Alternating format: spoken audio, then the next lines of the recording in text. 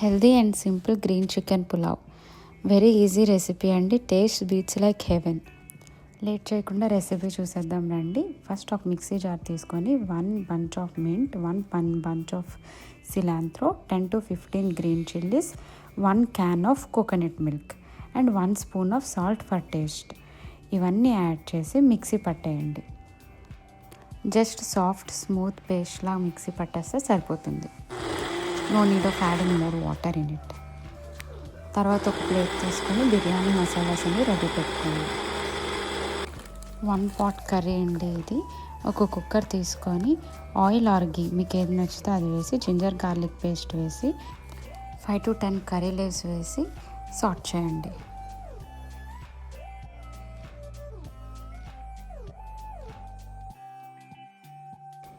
బాగా సాట్ అయ్యాక ముందుగా చూపించిన masalas, star flower, mace flower, cinnamon, elaichi, cloves, biryani ఆకు ఇవన్నీ వేసి ఫ్రై చేయండి.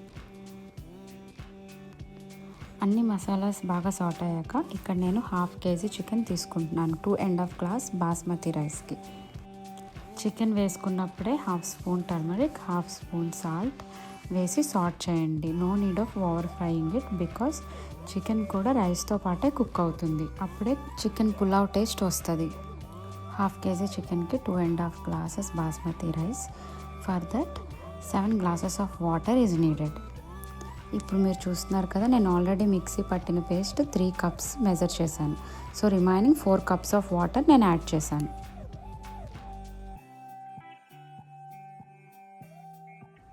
దెన్ 2.5 cups బాస్మతి రైస్ వేసి ఒకసారి బాగా మిక్స్ చేసి కింద నుంచి పై వరకు, దెన్ కుక్కర్ లిడ్ పెట్టేసి 3 whistles ఇచ్చేయాలి. స్టవ్ ఆఫ్ చేశాక ఇమీడియట్గా ఓపెన్ చేయొద్దు.